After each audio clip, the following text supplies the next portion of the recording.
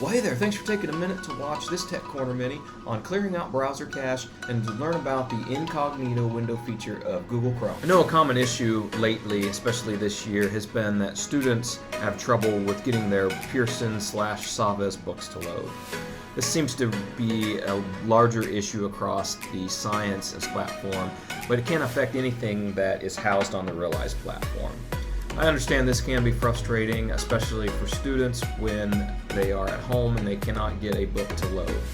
The root problem of this issue is caused by Savvas continually moving content away from Pearson's servers and onto their own servers. The underlying issue is that the Chromebooks have already downloaded cached content, which is just temporary files that the device saves so that it is able to load faster instead of having to re-download everything every time.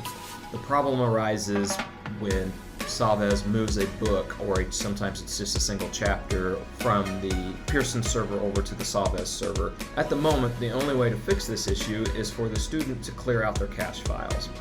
This can sometimes be hard for the student to navigate through and get to all the steps, and this is why we've force installed this extension to every Chromebook so that the students do not have to download it like they do other extensions, and it is called SCleaner. Depending on how the student has their device set up, they may see an extension bar with it at the end, or they may just simply see a puzzle piece right over here that they would have to click on.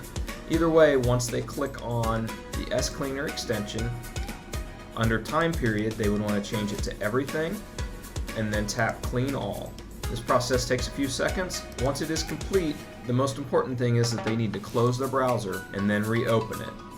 When they go back into their Savvas books, it will load. However, it will take a few seconds for it because it has to download the reader and some of the content that was just removed. Now, the SCleaner extension is not force installed on staff devices. It is an option, you can download it. However, for you, I would recommend that you not, because you will lose all of your history, and I know that that can be a valuable piece of information at times.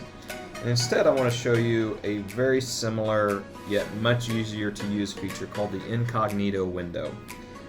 To access the incognito window, you would launch your Chrome browser and then hold down on Control, Shift, and the N button, all three at the same time, which will then populate this incognito window.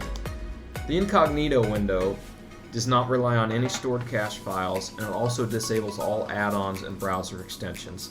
This can also be useful if you want to access multiple Google accounts, but you don't want to have to sign in and out and then adjust your browser every time. One thing to remember with the incognito window is anything that you do in here, it will not copy your history from the incognito browser to your regular browser, so you will lose that history. I know some of you still use your MacBooks for different things. The incognito window is available on there too, under Google Chrome. However, instead of pressing Control Shift N, you would hold down on Command Shift